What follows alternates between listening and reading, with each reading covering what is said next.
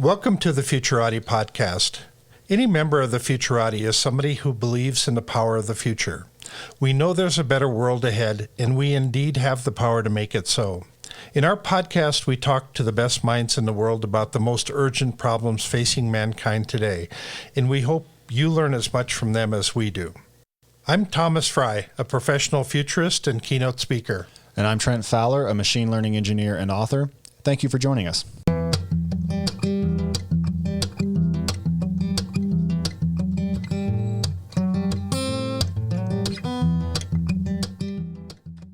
Good evening, everyone, and thank you for listening to the Futurati podcast. If you're a fan of this show, then you've surely felt the excitement around the blockchain, but you may not be all that clear on what this technology will actually, be used for.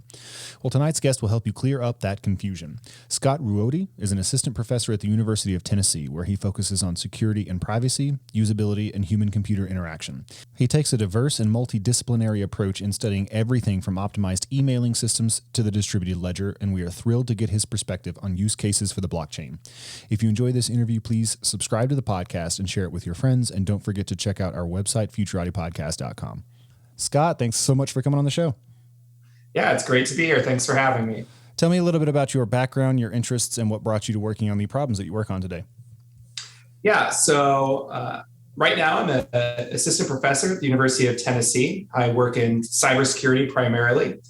And kind of my interests are really at the intersection between academic research and practical deployments, right? A lot of what you see in academia is kind of these pie in the sky kind of ideas. And what I like to do is, hey, let's actually build those out. Let's put some real people in front of them and see, does it actually work like we thought it would in academia and practice? And so I do a lot of different things in that space, looking at authentication, blockchain technology, secure communication like encrypted email and stuff along that train. I love that. And I want to follow back up on the human-computer interaction angle and the usability angle. But first, the reason we got in touch with you in the first place is because you wrote this great paper, Blockchain, What's It Good For? And obviously, this is a technology that everybody is tremendously excited about. You can't watch the news or surf the internet for 10 minutes without hearing about how it's going to revolutionize almost everything in the entire world.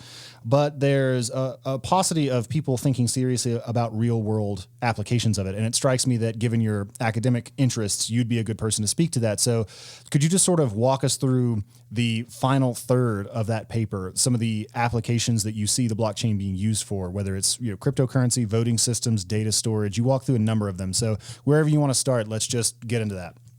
Yeah, great. Actually, I think you might be interested in why we even came up with these use cases. Because this was when I was working at MIT Lincoln Laboratory, whose role is to act as an expert advisor for the government. And so what was happening was that you were having four-star generals, four-star admirals, people at the top of the military that were going down there asking the people below them, hey, what's going on with this blockchain? I can't pick up a newspaper. I can't pick up a magazine without reading about this. What on earth is it? And should, the Air Force, should the Army, should we be using it? And so they'd go ask their colonels, and their colonels would have no idea. And eventually that filtered on down to my team at MIT Lincoln Laboratory. And we're like, that's a great question. There's a lot of hype here. We should go dig into it. What actually is it good for? And so as many people already know about Bitcoin, right? When we usually talk about blockchain, often there's this idea, Bitcoin, is it the same thing? And as we'll probably talk about a little later, there are differences, but Bitcoin actually shows probably what the best use case is for blockchain technology. And that's this decentralized finance platforms, right? There's a lot of reasons that you might be concerned with a single party controlling all finances, right? And a lot of people have been worried about this for a long time. In the 80s and 90s, there's actually a lot of work that was trying to create, how do we create these digital currencies that people can trust? Right. And in short, it all kind of failed for a variety of reasons. And it was really with Bitcoin that somebody finally was able to get all those properties right together so that we could be like, hey, yeah, this is actually pretty cool. So I think we're going to continue to see a lot of blockchain stuff around financials. So some of that's going to be money, like we've already seen with Bitcoin, where it's just basically a one-to-one substitute for the US dollar or other currencies. We're also likely to see it around things such as tracking assets or commodities, right? And to do trading in those commodities. I have X amount of this thing, you have Y amount of this other resource, whether it's money or a different commodity. And here's a nice ledger where we can share everything. And everything can be above board in that way. Right? And this can even go filter all the way down into how it intersects with governmental regulation, right? Because a lot of challenges in the financial space actually all have to do with regulation. And we can have this nice audit log that shows, hey, here's how you can see we followed the law, everything's above the board. And in that way, blockchain is going to be a really, really good fit for anything along that. And then there's some other use cases that a lot of people talk about that could be a good fit in the right situation. So one of those is gambling, for example. So gambling, I know you would think, oh, right. One thing blockchain isn't great at is randomness. So if the way you're gambling needs true randomness, not a good fit for you. But other things like maybe sports betting, where you can say, here are my bets up front. We all know what the actual result of that game was. It can get recorded there, and the payouts to everybody can be automatic. So it has that nice layer of auditability, transparency. That means that regulators can also make sure that everything's above board there, that nothing's getting skimmed off the top or anything sketchy. So gambling can be a really good use there. And then pretty much any other software system where you have a bunch of people that want to run it together, but don't trust each other quite enough to let any one of them run it by themselves. So this might be data storage, where we have a bunch of companies that need to collectively store documents. Maybe they don't trust Google or Microsoft to host all those documents for them. So they need some way to handle it amongst themselves. So Scott, one of the things that people thought early on is that once we create this immutable ledger for blockchain, that suddenly nothing could get stolen anymore in the world, because we would have this record of who owns absolutely everything in the world. They were wrong, by the way. Yeah. So kind of explain how that thinking is a little bit skewed and how we actually created a better grade of criminals in the process. Yeah. So I'd say there's two kind of answers to that. So first, what caused that problem? A lot of this problem actually goes back to something that was referred to as smart contracts. So basically computer code that's built in to the blockchain system. So, traditional, when you think about paying somebody, you just hand them over a bunch of money, and maybe you want something more advanced that happens when, you have a contract that if you give me 5, zebras, I give you $10,000 or something like that, that commodities trading. What they thought is with these smart contracts, we'll just automate that. So as soon as you put in your 5 zebras, automatically my money, gets released to you, or whatever that trade is. The problem was we assumed that people would be able to write code that was perfect. Right. Yeah. Seems silly when you actually hear it, but that's what the requirement is. Basically, that developers would write perfect contracts that had no bugs. Because, you've never had software that has any bugs, right? No. Exactly. And so when inevitably these bugs showed up, it was able that people could start leveraging these smart contracts to be able to extract value and basically steal money. The best example of this was what was referred to as the DAO attack. Basically, the DAO stands for Distributed Autonomous Organization. So basically, you set up a contract, it runs by itself. It's this big thing, and it was an investment scheme. And basically, somebody found a way that they could withdraw their money from the system so that the money would go to them, but they wouldn't actually lose their stake in the DAO. So they could basically withdraw all the DAO's money that they wanted to. Now, was that hacking? No, it was actually how the contract was designed to work. Yep. It was a poor design. It was a bug. And they basically leveraged all of that and just stole. Back then, I think it was like, I can't remember, on the order of tens or hundreds of millions of dollars of Ethereum. So it was on Ethereum. And the community didn't know how to solve it. So they actually split in two directions. That's why you have Ethereum Classic in contrast to Ethereum. Basically, they couldn't decide how to get back that money because of various reasons, and it actually split the community. The other way we see it is because attackers think it's harder to trace Bitcoin, which turns out to not actually be that accurate, but they think so. And so when they go and ransomware and break into your machine, they say, well, I know if I tell you to send me money over legitimate channels, the FBI is going to come knocking on my door and say, hey, we know it was you because you got the money, right? So instead they're send me this money in Bitcoin, which makes it a little bit harder to track down who actually received the payments. So this is kind of the two ways that we see money getting stolen through blockchain technology. One is through bugs in these smart contracts, and the other is criminals doing normal criminal things, but using blockchain as a slightly more anonymous way to get that money out of their criminal activities. Yeah.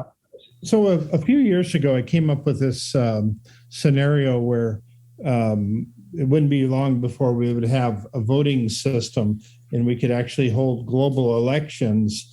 And I came up with a scenario about voting on who should win the Nobel Peace Prize, and that the Nobel organization would actually come up with a slate of 4 candidates, and then they would have 60 days to vote, and then through a blockchain-based voting system that the people of the world could actually vote on who they thought was the most deserving of this award. And I picked that scenario because it seems relatively harmless if we got the wrong answer. But it kind of set the stage for lots of other thinking in this area. How far away are we from actual blockchain voting systems that are secure enough that we can have confidence in them? That's a great question. So if you talk to the voting experts, like the people that spend their whole careers doing this, far, far, far away. And it gets to what we're talking about, the voting. If we're talking about, like you said, Nobel Prize selection, where there's not a lot of risk if people know who you picked, we could actually probably build that today without any real challenges, right? Where it gets a little more sticky is when you get elections in governments where you could be killed for who you vote for. Right. Then you need these really strong digital properties that nobody can force you to show who you voted for. But at the same time, you need a strong property that shows that you can verify that your vote was counted correctly, right? Because if nobody can verify their votes were counted correctly, how can you trust the election? And it turns out getting both of those properties at the same time, especially on blockchain, but even without blockchain, it's just a fundamentally hard problem that cryptographers and security experts have not solved yet. So this isn't a blockchain or not blockchain problem. It's a hard problem. Could I ask you why something like a zero knowledge proof wouldn't work for exactly that sort of application? So likely what the zero knowledge proof could do, off the top of my head, I'd probably give you a wrong answer. So instead of me guessing, I would have to talk to them. But like I said, people that they spend all their time, like one of my co-authors, Jeremy Clark, his whole dissertation was around voting, and he continues to do stuff in that space. And they vigorously assure me that it is not an option. I think we're talking to Jeremy Clark next week, and I couldn't remember where I'd heard that name before. It's like it was blockchain, so I must have found him somewhere, but I didn't realize he was your co-author. I must have just reached out to all of you at once, and then somehow we scheduled you one week after the other.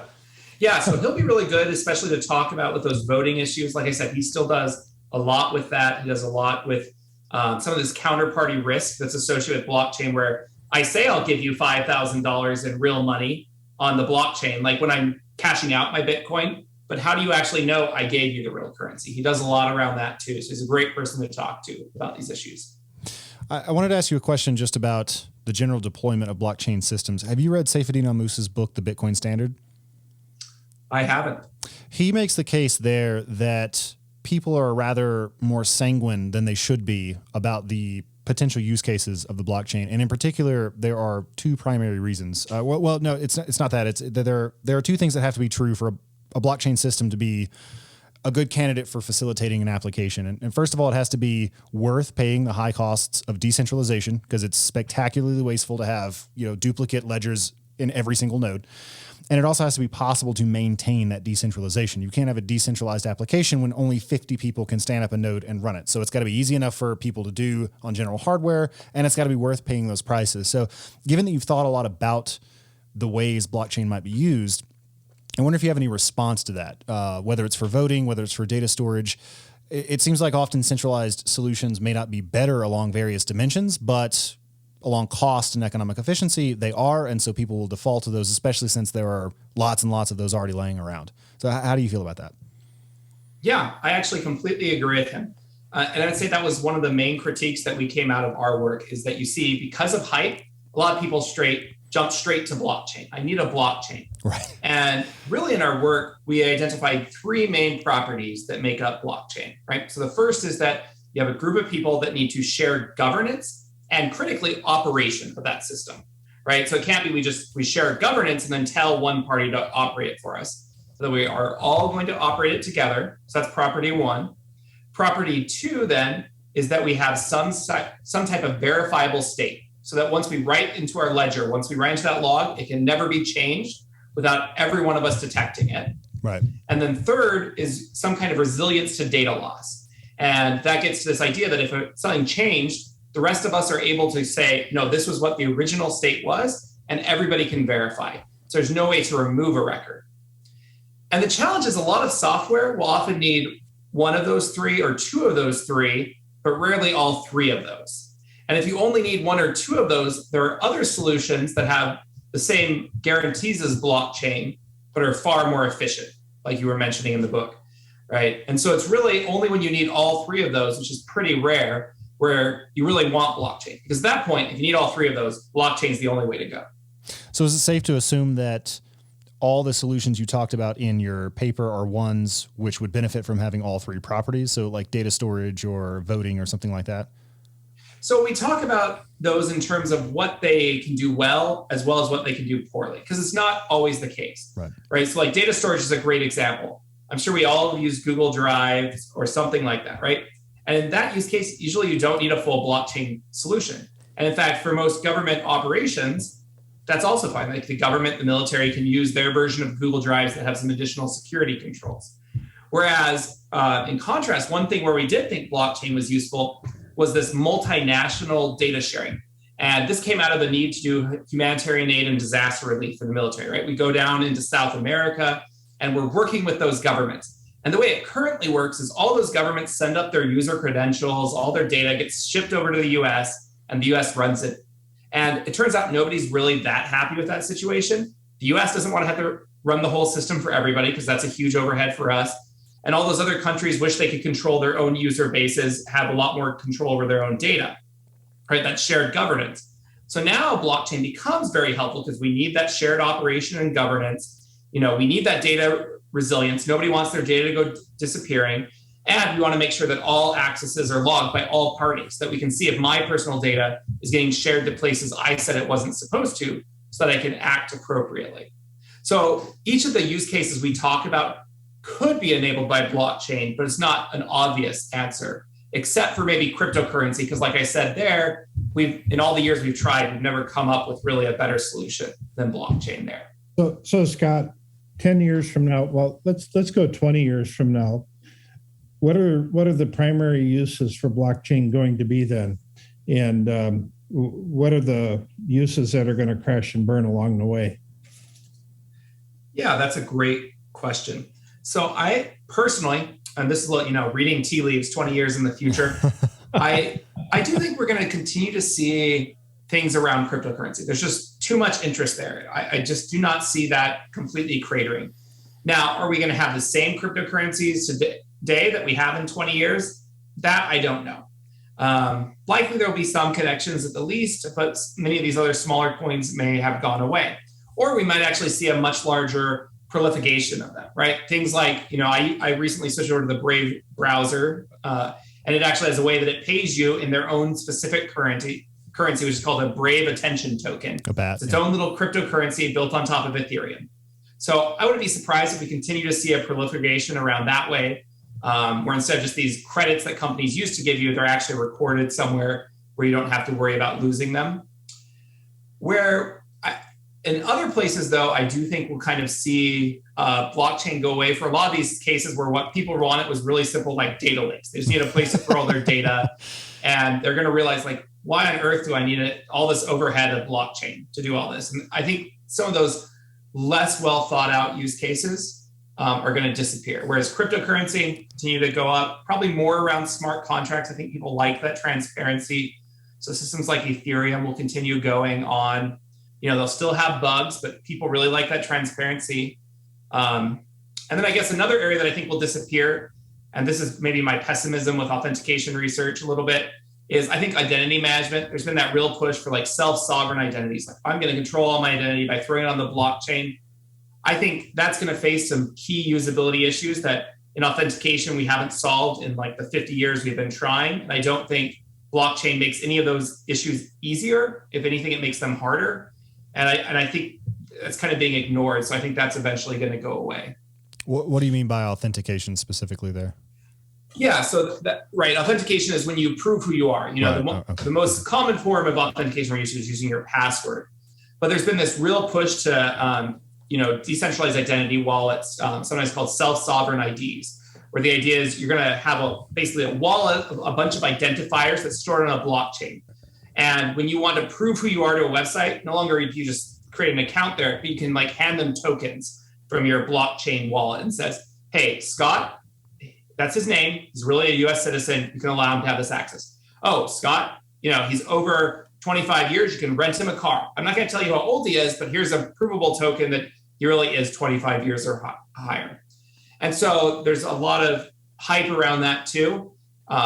Just in my own experience, it's really hard. Some of the basics that you have to get right around having people memorize or share or store secrets long-term that haven't been addressed by these proposals. And I think ultimately are what are going to kill them, not the blockchain issues. I think they've done a really good job thinking through that part, but not so much the human factor side of things. Basically, you're saying that Elon Musk is going to have a hard time with Twitter getting that identity right.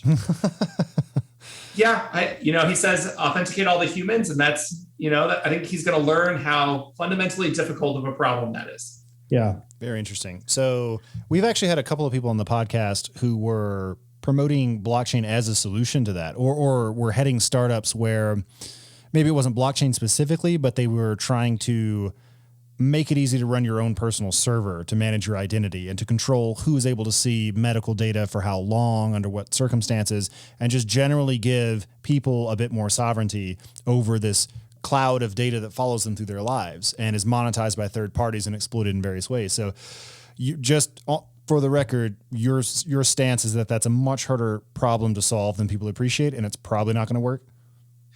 Yeah, I would say that is my stance. And to make it very clear, it's not a technical problem. I think when you talk to people that are in that space, they come with very technical answers about how everything is going to work. And it's more about those human issues. Like what happens when somebody's phone drops into their toilet, which, maybe it's their kid dropped it there. We've all know somebody that's dropped a phone in the pool, in the toilet somewhere. What happens when that was the only location where they had their data stored, or their key to unlock whatever wallet that was? How do they recover that? It's one thing to say, oh, you can't recover that, right? Because we're so secure. That sounds really good when you're a technologist. That sounds really, really bad when now you go to your doctor and you're like, well, I can't access any of your medical records anymore because, we moved to this new system. I don't even know who you are. Yeah. So I think it's going to be a lot of those things. Like, how do we deal with key recovery? How do we help people store it? What about, and this is one thing that my research group has started looking into. What happens when you start aging and you become, 75, 85, and you start having memory impairment? How do you transfer control of that to maybe your children or other caregivers that are helping you with that? Especially if, your cognitive decline started before you realized you need to set up transfer, right? So I think there's all these real world usage issues that are going to pop up. They're not going to be technological issues solely. They're really going to be in that kind of fusion with humans. And I think just in general, those have been overlooked. And that's not specific to those people. Right. In academia, they're often overlooked. And that's why all these pie in the sky academic systems have never gone off the ground, is because they ignored these. And when they went to deploy them in practice, they kind of went burning to the ground. These need to be usable by actual human beings. we didn't plan for that. Yeah, you're kind of hard on academia. For a professor, for an assistant professor, you're pretty down. Working in the system, yeah. You're kind of a radical person. Yeah, I guess I am. I'm part of this usable security movement, which says, that takes the approach, the traditional security thought is humans are our enemies, and we just need to figure out how to bash them into compliance or ignore them somehow. And I'm much more part of this movement that says, no, humans are the whole reason we're doing any of this. If we weren't here, who cares about security? Exactly. So let's treat them as our allies and figure out, how do we design systems that do what they're supposed to under real world conditions with real people? Well, let's talk a little bit about that, because Thomas and I were chatting just before we started recording about usability. And it's been the prevailing wisdom for a while in the blockchain space that the applications aren't usable enough. And I think they've made really a lot of progress, especially some of the ones that are built on top of things like the Lightning Network or various L2 solutions. But since you have spent a substantial part of an academic career thinking about this, and you're not very optimistic about the possibility of blockchain being used for these sorts of things, how do we chart a course towards systems that are more maintainable by a human being that isn't obsessed with security, or that, have various fail safes in place so that your, irreplaceable personal data isn't gone forever? What does that look like? Yeah, that's a great question. I think part of it is, to be frank, we need to start funding research that looks at just how humans actually use these technologies. Give Scott money. Give me money, but there's other great researchers, even better ones than me out there, that do this kind of stuff. And what I've noticed is it can be really hard for people that, right, if you think about how do you get this kind of research done, you look at a new product, right? They can't say, well, I'm going to watch people use my product for the next 3 years to understand how they use it and how it doesn't work because I don't have a product. So I immediately start developing it, right? Or once I have a large company, usually, once again, I get really a lot of telemetry data. I see how they use it, but I don't just like, here's a new user and I watch them for months or years on end. Right. It's just something that's missing in the research literature. So, for example, I mentioned authentication, where my research, a lot of it is right now. I spend a lot of time on password managers and two-factor authentication. And, we right now are trying to get funding around the idea of, hey, let's watch people for a year. The first time they use a password manager, and for the next year, let's see how they integrate with their life. And 2FA, let's do the same thing with that. The first time they get a YubiKey or a Google Authenticator, whatever it is, let's watch them for a year and see kind of what that adoption process is. And you probably hear that and you're like, yeah, that sounds reasonable.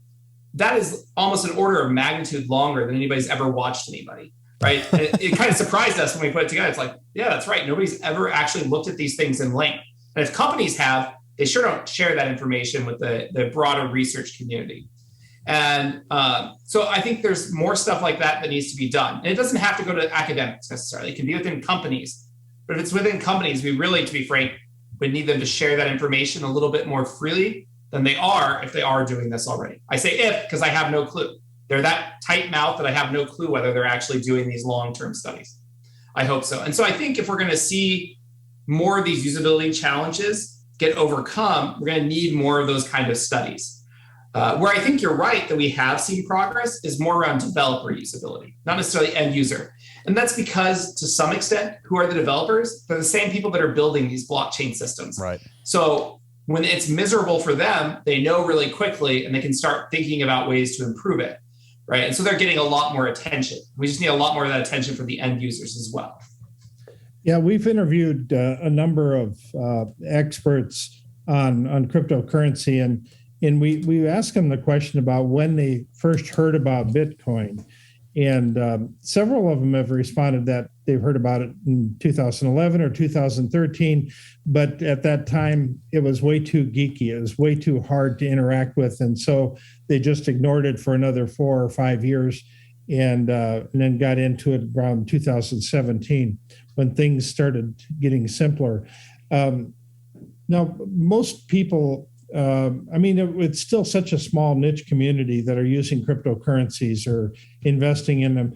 And the primary reason for that is it's still too geeky and it's confusing to everybody that's on the outside of that inner circle of people that are using it.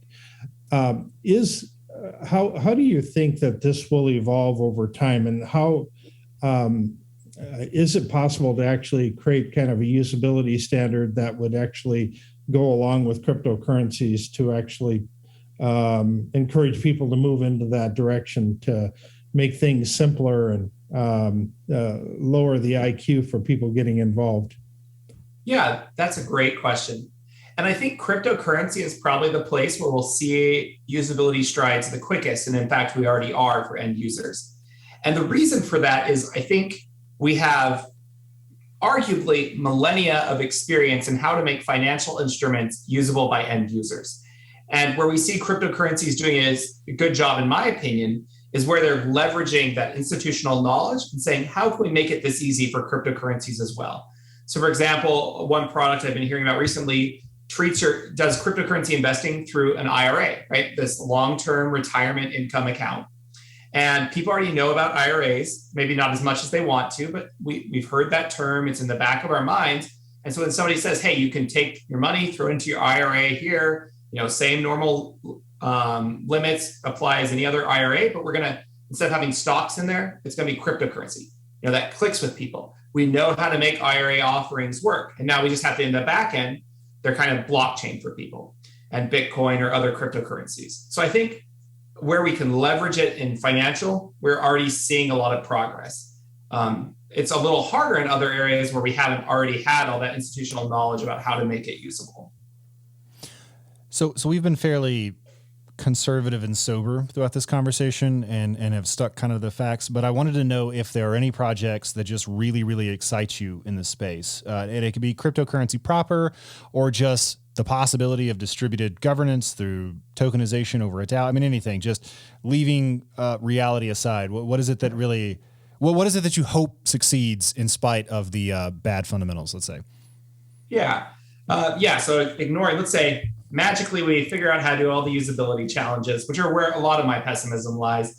I think cryptocurrencies are, in fact, really interesting. You know, as we watch government actions, I think it's very understandable why people are worried with fiat currency. Yep. So I get excited by the potential there. Another one that has really kind of at a personal level struck me is that medical records sovereign data, as you mentioned. Mm-hmm. You know, I think about it when we moved from Boston area, when I was at Lincoln Laboratory down here to Tennessee.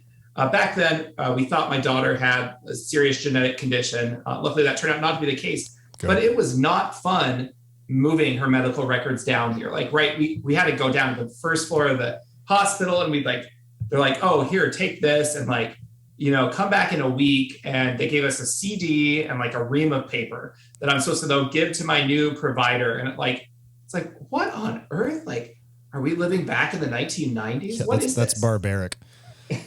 But then I got to talking to more medical experts, and you know, one of them mentioned, you know, when new patients come in, we'll ask them to send over a CD. Sending a CD with medical data is the de facto standard many times, and they're like, and half the time it just gets lost in the mail, and so we have to redo all their work from the beginning. And you know, if this is a long chronic condition, maybe that's okay, but that's a real problem for acute care that's needed. And so I actually am really interested by the idea of having decentralized data where we can access it, but still having those tight controls, because it can't just be in a central repository. Right. Data storage companies have already shown themselves to be too irresponsible for that much sensitive data in one location. So I actually am really excited by the idea of sovereign data storage, assuming we can ignore the challenges to get there. Well, hopefully somebody funds you to the tune of $1 billion and you can solve those issues and we'll spin off a startup. That'd be great. Are there any non-Bitcoin cryptocurrencies that you are really excited by? And I ask because I've always been a Bitcoin guy. I've mostly hodled Bitcoin, but Ethereum is really interesting for various reasons. And I've been reading more about Monero recently because of issues around Bitcoin fungibility and just stronger privacy guarantees. And that's not something I've thought about much before, but it's something I'm thinking about more these days. So I don't know if you've done a whole lot of research into, I guess, altcoins. But if you have, you know, what have you discovered that you'd like to relay? Yeah. CoinGecko currently has 13,680 some coins listed there. Which of those 13,000 do you like? Give us your top 5 of those 13,000. I have to admit, I have always been slow to investing in the cryptocurrencies. I mean, I remember I had a friend that came back to me, I think it was probably 2011, 2012. He's like, hey, you have a bunch of really powerful GPUs at your just home that you use for gaming, but when you're at work, you're never using them. You should start data mine. You should start mining Bitcoin. That's what I'm doing. And I was like, oh, that just seems like too much work. And now, in hindsight, I sure wish I had listened to him. Because that was back when, like, with a single GPU, you actually could mine, get a block. This is back in the day then. Yeah. No, it was far enough back. This is like when I had a GTX 295 or something. It's long, long ago. A friend of ours actually was going through just randomly picking current crypto coins and assessing them on the fly on his podcast. And it was actually quite fascinating looking at kind of the criteria that he was using to do a cursory assessment of these things, looking at websites and looking at white papers and who their management team was and what their market cap was and today's price and kind of the history of things. And have you looked at well, part of the reason I'm asking this is because I just wrote a paper on this idea of of how many of these crypto coins are still going to be in existence in 2040. And so I have this theory that the ones that are the most usable ones are going to rise to the top. That kind of that usability quotient, but we haven't been able to quantify yet, is going to become kind of an overarching guide that we're going to look at sometime in the future. I don't know if you have any thoughts on that, or. I think you're right that the systems that are going to stay need to be sufficiently usable. I think one thing that the usability literature suggests, though it doesn't say it has to be this way, is if your system is not usable enough, it will fail. But if it is usable enough, that does not guarantee that it will succeed, right? So it's a necessary but not sufficient condition. Right. So I think you're certainly right. Those that are more usable will be more likely to thrive. In terms of what will be around, I think that's hard. Just in general, if we look at technology companies, and I think looking at cryptocurrencies to some extent as a technology company is an apt simile, is the idea that a lot of the companies that we think are doing really well have quick turnarounds and disappear and new ones replace them. When I look at them, I probably look more at what ideas will still be around, like Ethereum.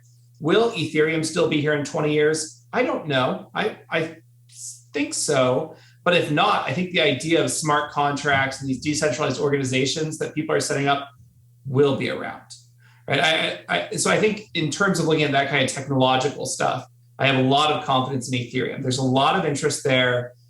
People are very interested in that transparency of the organizations they're dealing with. And even with all of its flaws, like people get burned, like, right, they lose significant money with these bugs, but they're still willing to do it because they fundamentally believe in those properties. So probably of all the cryptocurrencies, the one that interests me most as a technologist is probably Ethereum and just what it's doing around smart contracts, what it's doing about trying to make it easier to write verifiable contracts. And like you said, I think it has that higher usability quotient, both for developers and they're trying to think about the user story. And then of course, Bitcoin, outside of that, I think a lot of it is really interesting technology. I don't know which of them, though, will have lasting power. I think that's hard for me to predict. Yeah, over the years, I mean, the world has survived on a few hundred currencies, national currencies. Now we're kind of moving into that next phase of private currencies, and it's interesting to speculate on. Does that number actually go up or down, and are these singularly just currencies, or are they technologies, or are they do we create all these niche applications where this coin, this token is actually very good in certain insurance applications, or maybe buying land on Mars, or doing medical tourism, or maybe elder care or child care, different applications like that. And so we're a long ways from exploring all the possible use cases for all these things. So I think that opens it up so that we cannot come up with a decent answer to that question just yet. And additionally, I think we have to watch what governments are going to do. And that is going to be a really key question. We see support from some governments. I believe it's Venezuela has tried to have an official cryptocurrency as part of their own. And other countries like China have been more adversarial towards it in an odd way. At the same time, China is still allowing a lot of mining to go on inside of China with cheap electricity. Right. And this is important because a lot of people point to Bitcoin and say, look how fast it is compared to the Visa network. From a purely technical perspective, Visa's network could be an order or many orders of magnitude faster than Bitcoin because it's centralized. The reason Visa's network is slow is because of regulatory compliance. And to be frank, that's something that a lot of these coins are going to have to face if they want to be there with fiat currencies and be used fully in place of them by large corporations or governments, as more governments, regulation is going to become a part of them. And I think it's really hard to see what exactly that will look like in the future and how coins and the various maintainers that run them will deal with these different regulations. How do you think about that compliance piece, and how important do you think it is for encouraging more widespread adoption of the technology? It's going to be very important for companies, right? Because they get in trouble. At the end of the day, for me or you, probably the worst that happen is the IRS comes and starts asking you questions. And I've been there. It's not a fun experience, right? Because they have all the power, you have none. But it's usually not like a company where, I used Bitcoin. I didn't realize this was going off to a sanctioned entity because it was anonymous, but the FBI figured it out.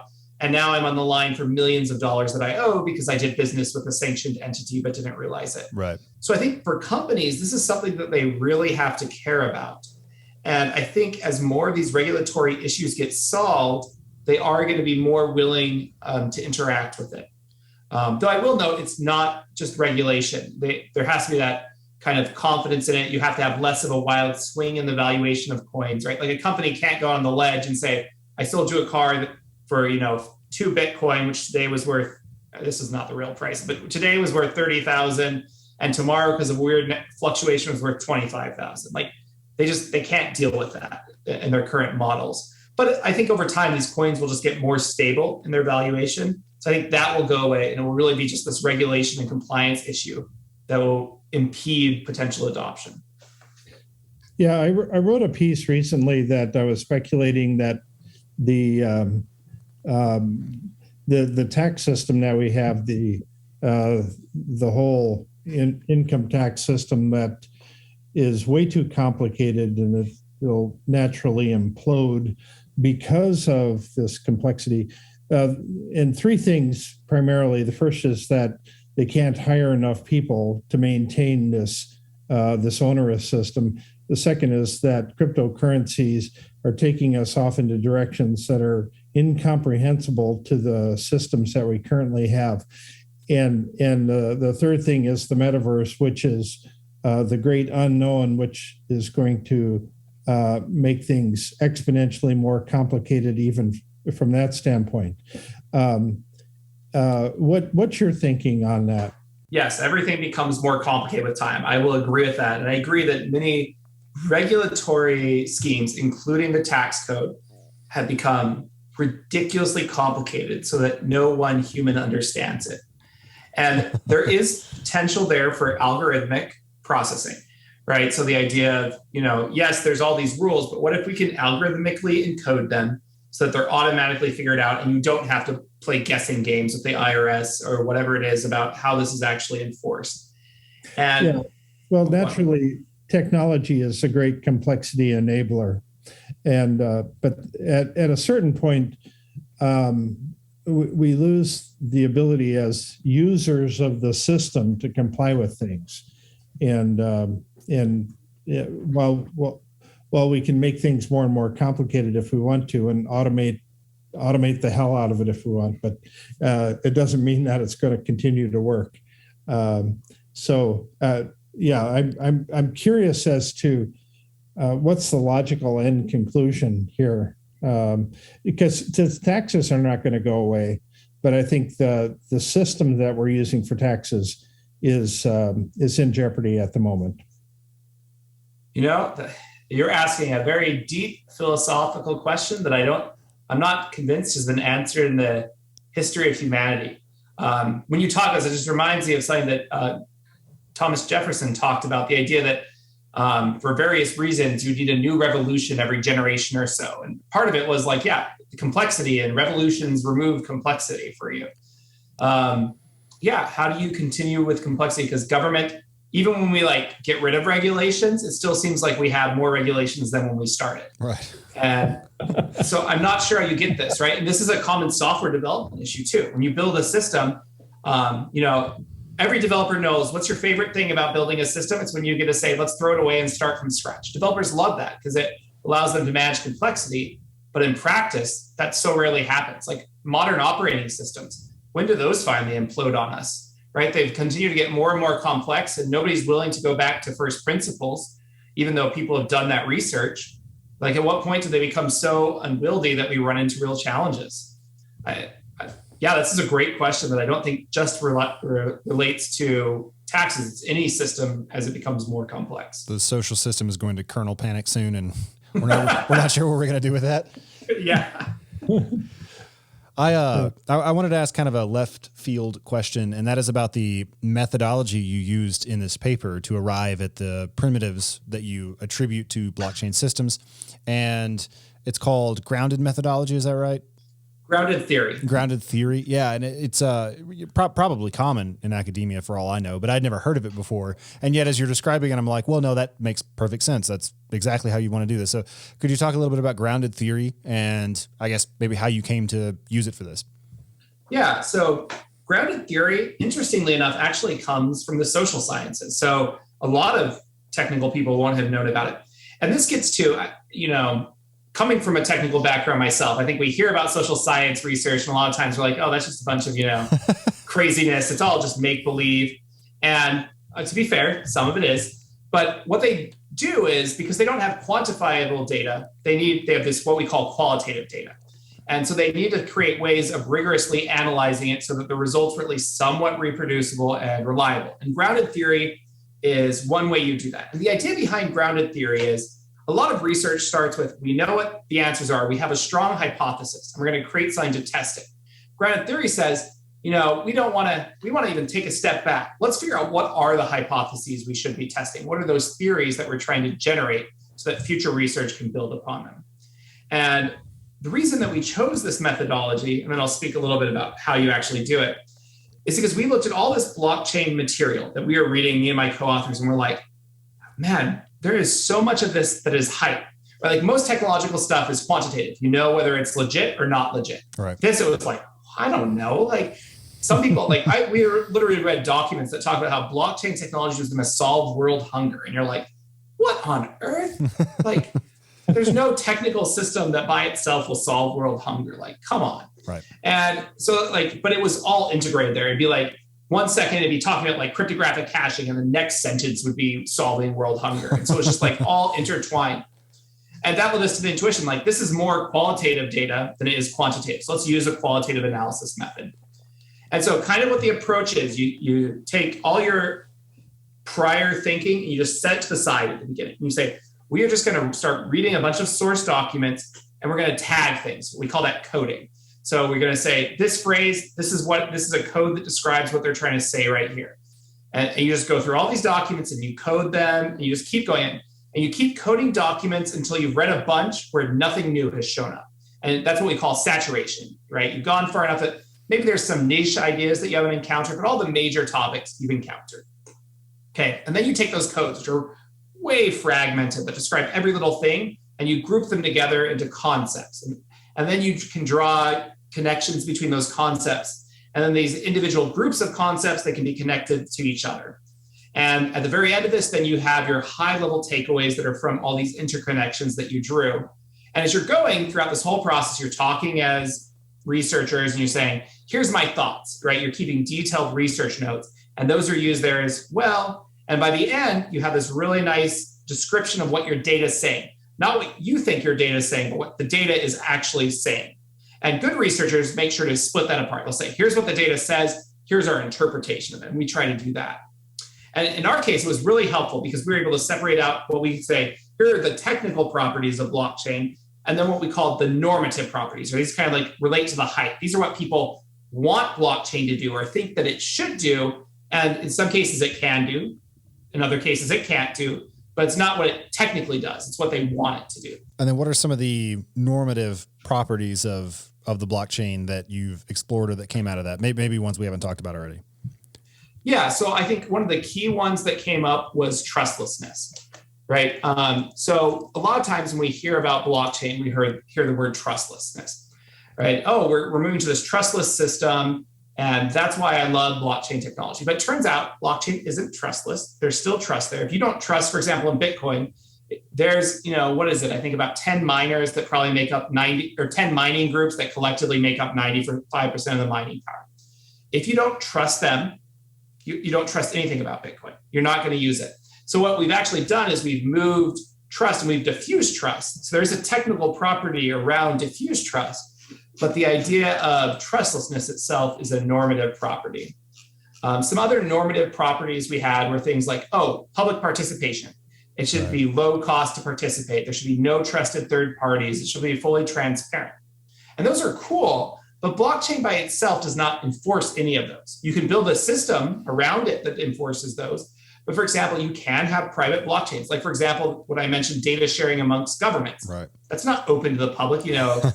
Bobby Joe down the street doesn't get to store data for Venezuela, Costa Rica, the US. No, those countries store it. There's one probably miner per country, and it's a closed system, but it's still a blockchain system.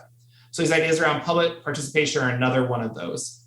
And then probably the last one I would add that's really important is that fast, cheap transactions, right? That's what we want. Blockchain neither provides that or doesn't provide that. In most cases, what people are talking about there have to actually do with regulation. Bitcoin is fast because it is ignoring most of the regulation around financial transactions. So it's more of a property we like to think blockchain/Bitcoin provides us, but technically it's not doing anything that's actually around speed. If anything, it's a little bit slow in how it processes transactions for that transparency.